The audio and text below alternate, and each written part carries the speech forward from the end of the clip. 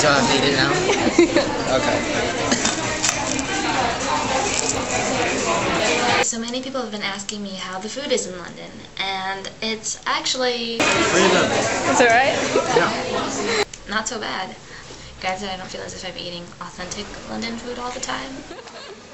But not everything's perfect. I mean, I had this like really bad chili fried rice. I was like gagging. It was so salty. It was really salty. And the juices are kind of weird tasting. So on weekdays I eat breakfast and dinner in the dining hall downstairs, and the dessert is really tasty. I love it. But the only thing different about this dining hall versus like my dining hall back at home is that they don't let you have any seconds. You try to go back and they're like, "Excuse me, darling, excuse me, no, go back. I saw you take that, go back, go, no." So this one morning when I had breakfast, this is really salty. Maybe I should go get some toast. I hope they don't see me.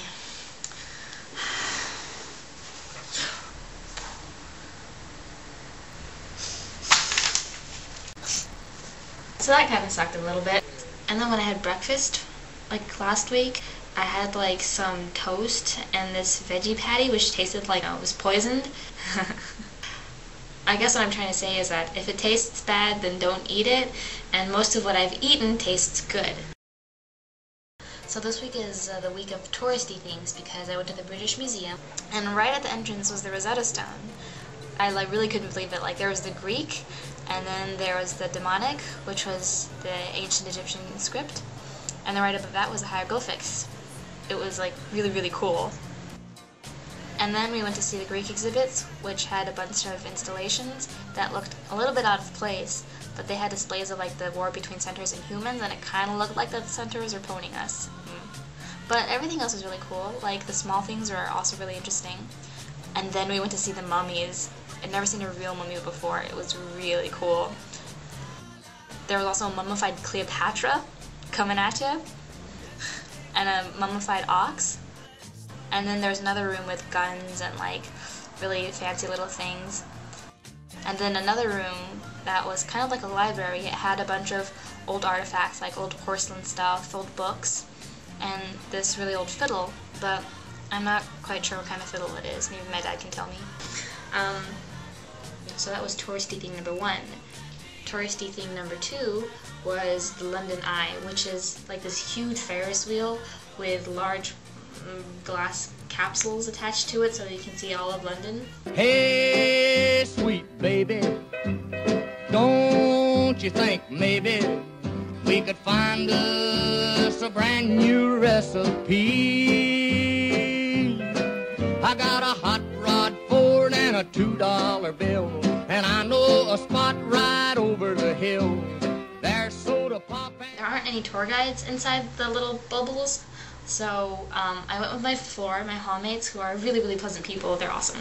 And Edward, who's a native Londoner, was telling us all about the different places. Der Rotter Gherkin over there, which should be lighting up soonish, which is meant to be truly amazing. We've got Canary Wharf, which are the 2 towers stuck over there, which is the economic centre of London. And it was really sweet. Thanks, Edward. I know I've been talking about a lot of like fun things, and oh, it's so great, and I'm having a lot of fun. But I've also been doing a lot of work. And I know all of you would just love to know what I'm studying, except for people who already know me.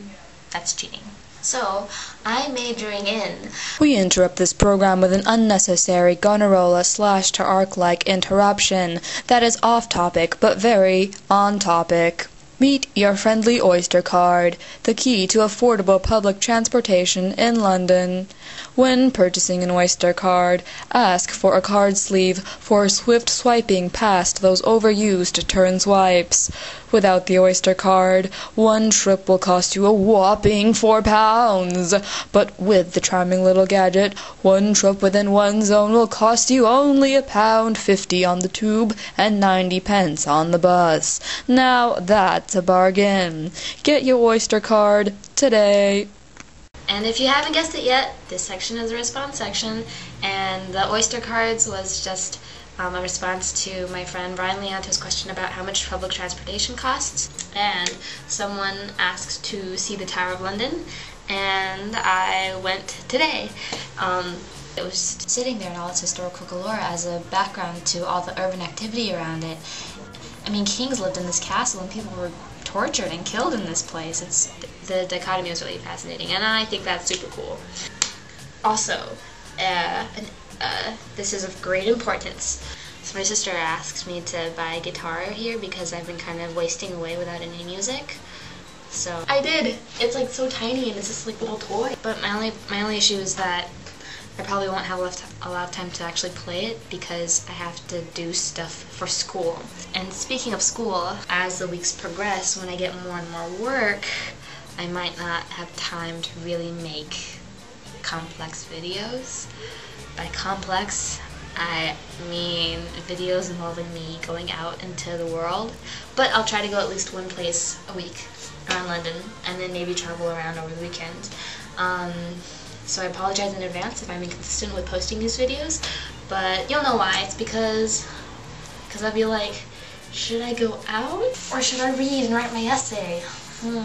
So thank you so much for watching. Welcome new subscribers. Thank you so much, old subscribers, and hello to new viewers. I'll see you on the other side of the camera. Daydreamer, sitting on the scene, so